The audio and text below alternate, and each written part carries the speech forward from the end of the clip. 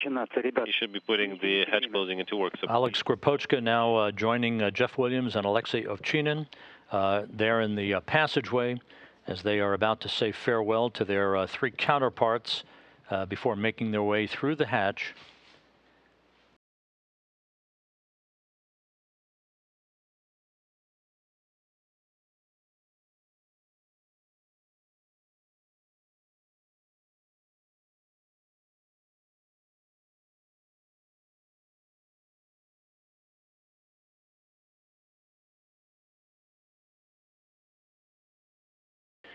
And the three crew members now making their way in as Ovchinin last to wave.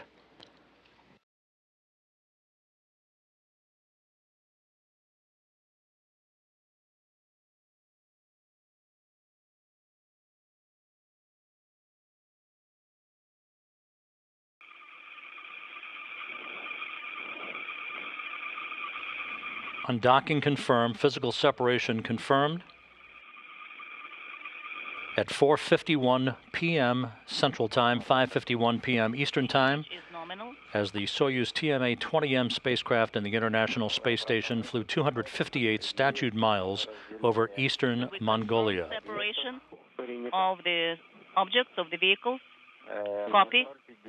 An outstanding view from the truss camera, one of the new HD external cameras. 37. Expedition 49 technically underway. Clear.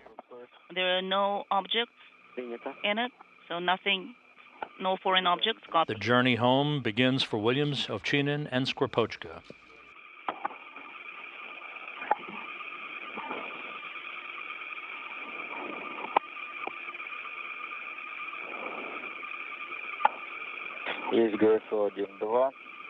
Gas 1 and 2 is done, so now we're getting ready for thruster select.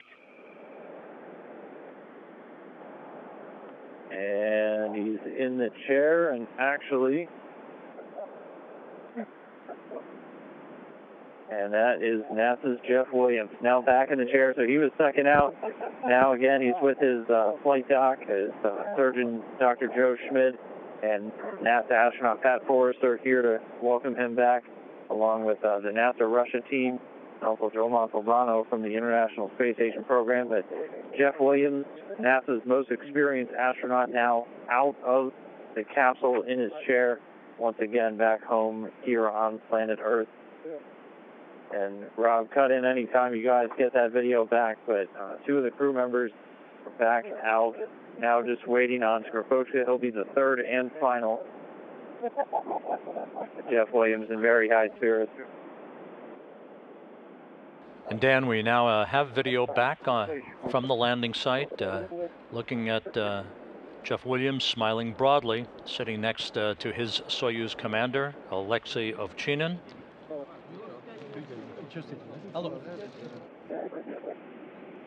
Yep, and right now they're doing all just those initial medical checkouts, just quick takes of the vitals and things like that before they get ready to move off to the medical tent. Again, all three of these crew members are going to be participating in the field test study. So they'll be on the ground for about an hour and a half or so until they load up their own helicopters and here safely back down on the ground. Now all of the final work on the Soyuz is going to begin. Pretty soon they'll be taking out samples from various science experiments, human research facility samples, a number of others that come down in the small cargo complement inside the Soyuz spacecraft. But for now, all three crew members in the chairs, again, just doing these initial medical checkouts, and then they'll get carried one by one individually over to the medical tent, which is now erected. It's a big inflatable orange tent just a few hundred feet from here. And they'll be heading in there. They'll do a little bit more extensive medical checkouts and then begin those field tests that we talked about just a little while ago. Each of those taking about an hour. They'll be doing them simultaneously, so it'll be about an hour and a half total time for the crew now here on the ground before they load back up into helicopters and make their way to Karaganda for the welcoming ceremony. And then once there, they'll go. As the crew watched all of our coverage in a video uplink, and now we'll watch as the crew is brought into the medical tent. Yep, and Ovchinin was just carried off, and now they're picking up Jeff Williams. Getting a thumbs up from his flight doc. He's in great condition. The veteran space flyer, no stranger to these re-entries, making his way now over to the medical tent.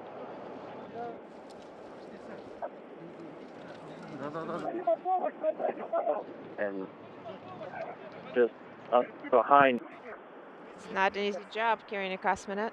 Getting a round of applause from some of the Rosaviata, the search and recovery forces, who do an amazing job getting the crew members, locating the capsule, and getting all the teams out here in very remote regions of Kazakhstan.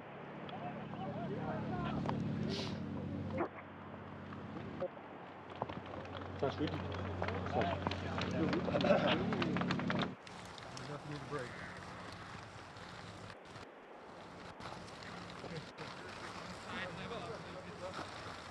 your time.